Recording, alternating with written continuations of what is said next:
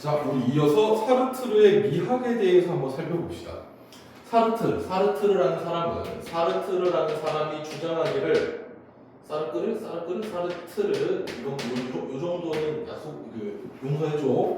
실존이 본질에 앞선다라고 주장해. 실존은 항상 본질보다 앞선다라고 주장을 해. 이는 철학자 사르트르의 인간에 대한 존재론적 관점을 잘 보여준다. 그는 인간이 태어날 때부터 정해진 본질이나 역할을 지닌 존재가 아니라 의식을 통해서 자신을 새롭게 구성할 수 있는 존재라고 보였다. 인간은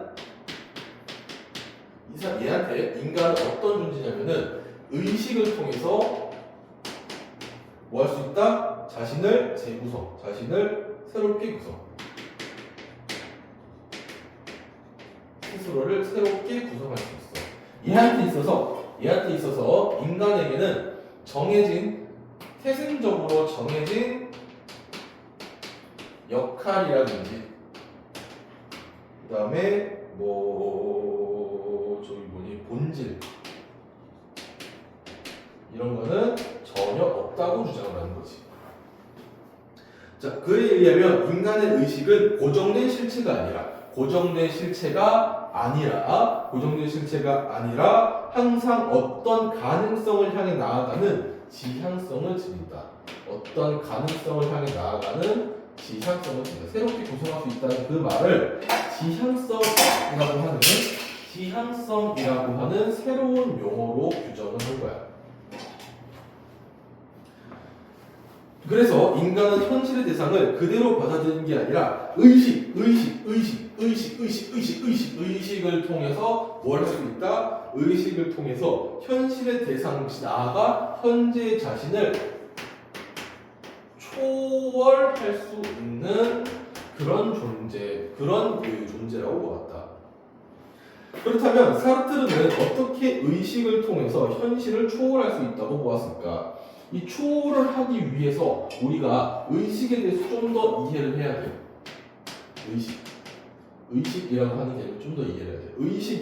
의식의 작용에는 두 가지가 있어. 첫 번째 무화, 두 번째 상상.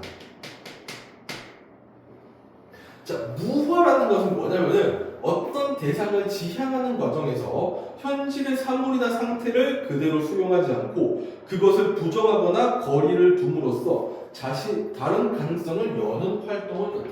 자, 어떤 대상을 지향을 해. 어떤 대상을 보고 있다 치자. 보고 있다 쳐. 어떤 대상을 보고 있다 쳐. 그런데 이거를 수용하지 않고 부정해. 또는 사회적 거리두기 들어가. 그 다음에 그럼 어떻게 돼? 새로운 가능성이 열려. 새롭게 구성하고 지향성을 열어가는 거야. 새로운 가능성이 열려. 그러면 어떻게 돼?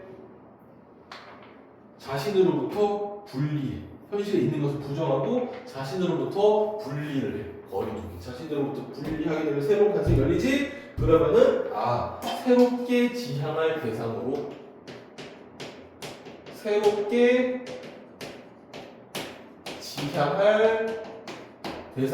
정립이 되겠지, 그렇지?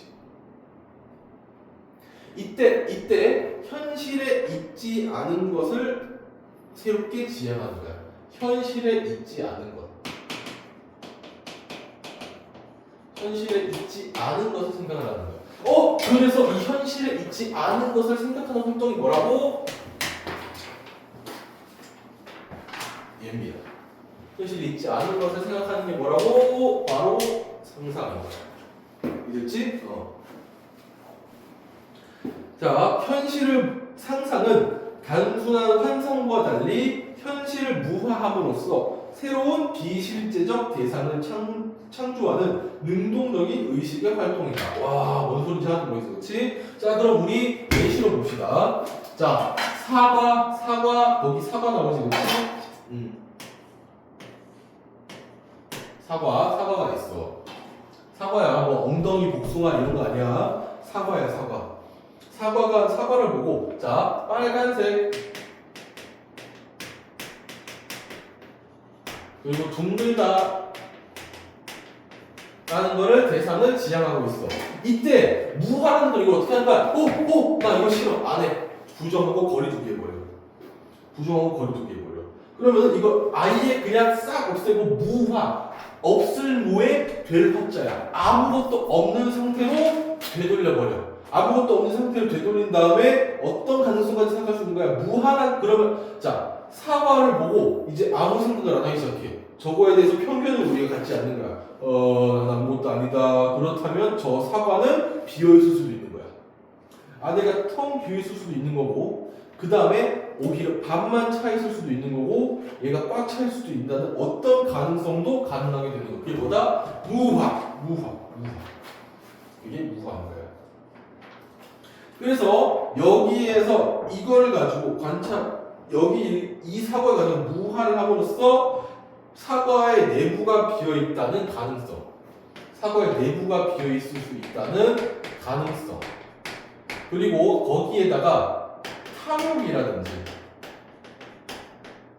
탐욕이라든지 또는 유혹과 같은 사과를 보면서 탐욕이라든지 유혹이라는 새로운 형태를 생각하는 것도 가능한 거야. 자, 이게 뭐라고? 이걸 거부하고 제로의 상태로 만드는 게 무화야. 무화. 편견을 없애는 제로의 상태로 만드는 게 무화. 그리고 이런 탐욕이라든지 유혹. 실제로 사과에는 탐욕이라든지 유혹이라는 이미지가 없어. 그런데 이거를 상상하는 게 뭐야? 그런데 이거를 떠올리는 게 뭐야? 사과를 보고 탐욕, 유혹을 떠올리는 게 뭐야? 상상인 거야. 여기까지 이해됐을 거라 믿어요. 자, 그러면은 사과를 관찰하고 있는 나를 지향하다가 무화해버리고 사과를 좋아하는 나를 상상하고 있어. 현실에 없는 애. 그러니까 사과를 안 좋아하는 거야. 그런 애를 상상을 함으로써 어떻게 하는 거야? 현재 자신도 초월하게 되는 거지. 사과를 별로 그렇게 좋아하지 않는데 사과를 좋아하는 나를 상상해보면 어떻게 되는 거야? 내가 실제로 사과를 좋아하게 될 수도 있는 거야. 그럼 그게 뭐야? 나를 뛰어넘어버려. 초월을 해버려. 나를 뛰어넘고 초월을 해버려. 이해됐죠? 이렇게 이해됐지? 자, 사르트르는 이러한 무화와 상상이 예술의 창작과 감상에도 적용된다. 이런 무화와 상상이 어디도 적용될 수 있다? 예술.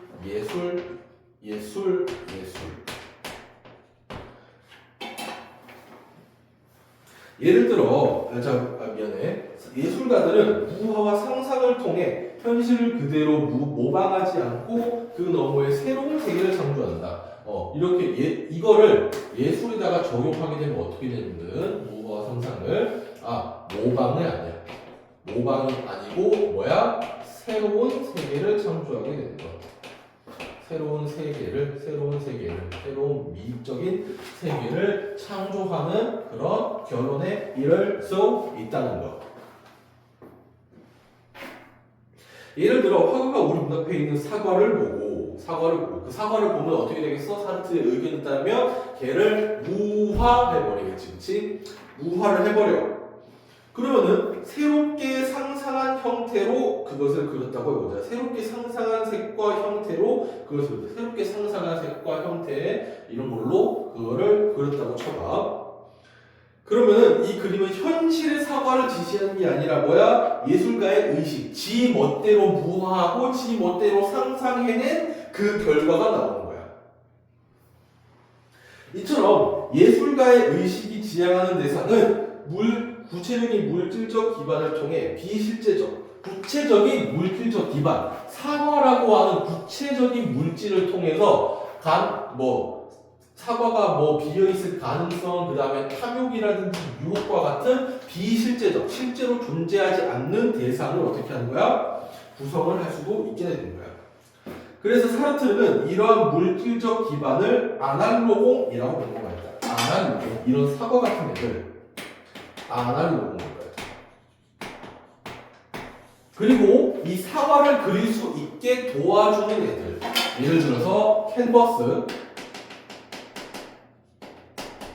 붓, 물감, 연필 이런 애들도 다 뭐에 속하는 거야? 아날로공에 속하는 거야.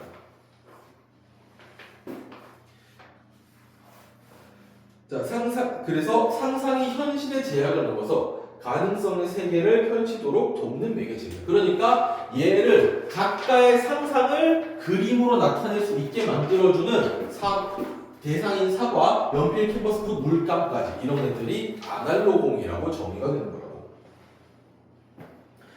자, 즉 아날로공은 비실제적 대상을 감각적 경험 속에서 현존하게 만드는 실제로 나타나게 만드는 상상의 외적 매개체, 지지대라고 할 수 있겠다.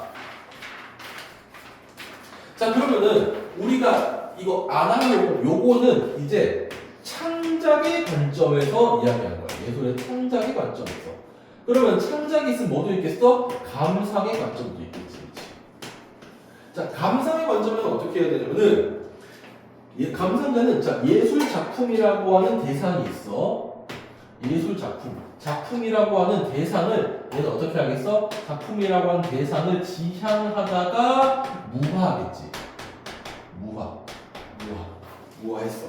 그러면은 이걸 무화했으면은 어떻게 그 물질성을 초월한 대상을 무화를 했어? 그러면은 얘의 물질적인 성질만 가지고 있는 게 아니게 되지. 모든 가능성이 열리지. 그럼 이거를 어떤 가능성이 있을까 하고 상상을 해보는 거야. 그래서 그는 이 감상자의 작품에 대한 무화와 상상의 결과로 무언가가 탄생을 하지, 그치? 그리고 이 결과를 보고 걔는 뭐라고 했냐면은 미학적 대상이다.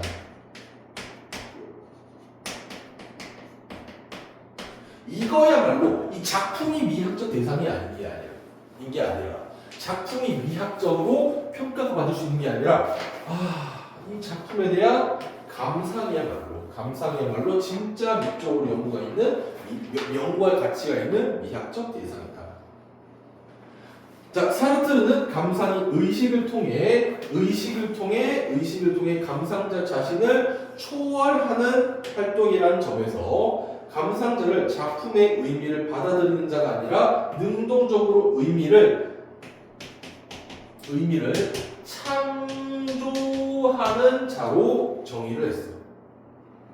즉 예술작품은 감상자의 무화와 상상이 더해진 결과로가 이게 있을 때 비로소 작품은 완벽하게 뭐 될 수 있는 거야? 완성될 수가 있는 거야.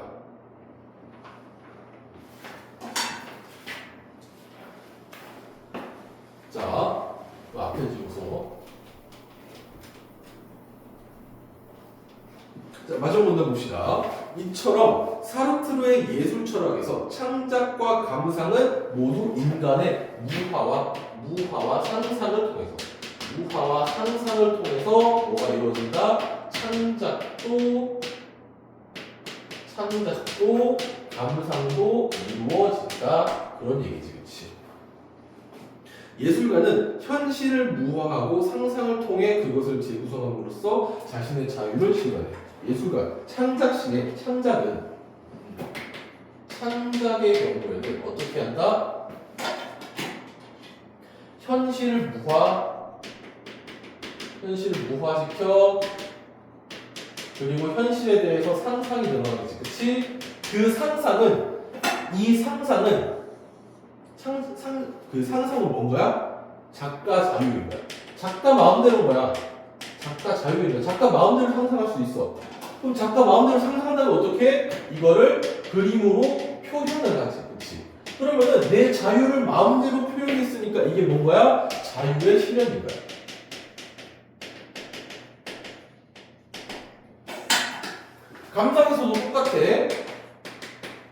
감상에서도 똑같아. 감상에서 어떻게?